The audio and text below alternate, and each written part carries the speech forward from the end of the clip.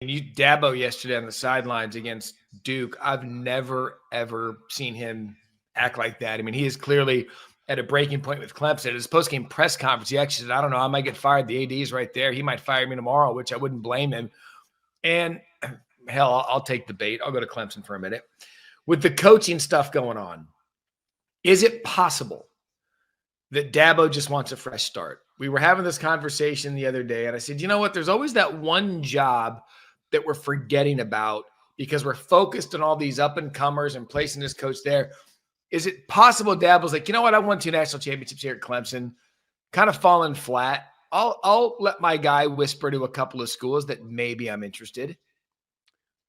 Matt, every time I talk about Dabo, somebody takes it the wrong way, but nobody here is suggesting Dabo Swinney be fired. I am strongly suggesting Dabo Swinney get out of there, though. It's gotten so bad. And I hate to see a Hall of Fame coach act that petulant and that poorly. And I don't have any doubt he can find a job.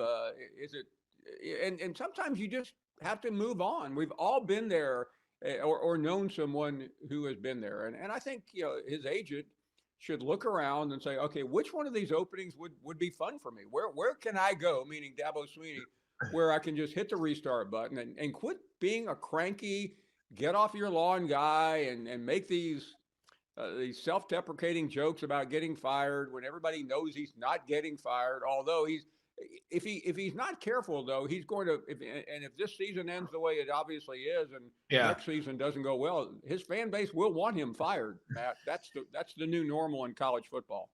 As it relates to the college football playoff and the ACC, 2 damning losses for that conference yesterday. Rhett Lashlee, SMU, they take down Miami at home. What a great win for them. First time they'd won a top 10 home game. I think since the early 1970s. Miami goes down, their second loss of the season. They're in trouble. And then you had NC State at home take down Georgia Tech, which was kind of one of the darlings of the ACC along with Virginia. But, Paul, we start looking at how these conferences are going to shake out come playoff time. Those were 2 bad losses for the league because I thought Miami 11-1, they get in without playing in the conference championship game. But now best they can do is 10-2. And Georgia Tech, I think a lot of people were wondering how good they were anyway.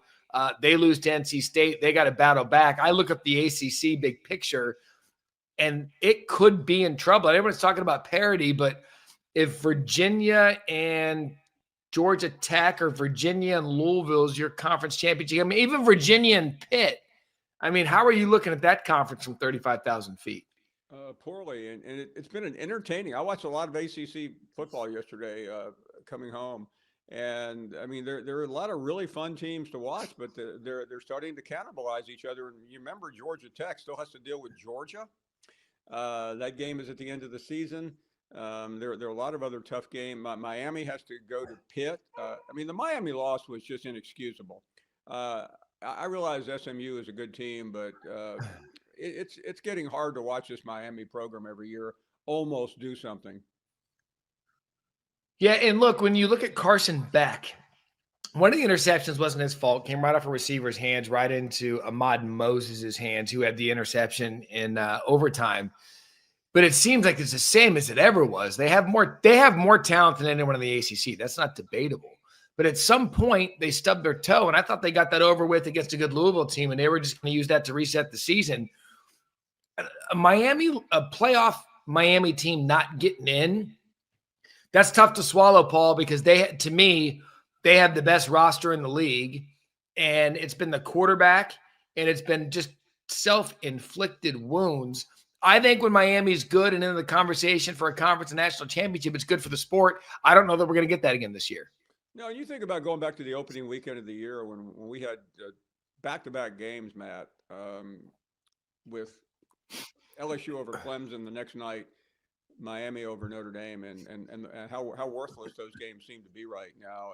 I mean, it just feels very familiar, and I've become a Mario Cristobal fan. I mean, there's a path. It's not good. It's not easy.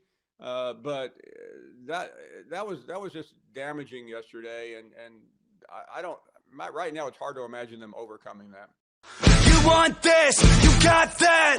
Don't wait, watch him walk right past you. Run fast,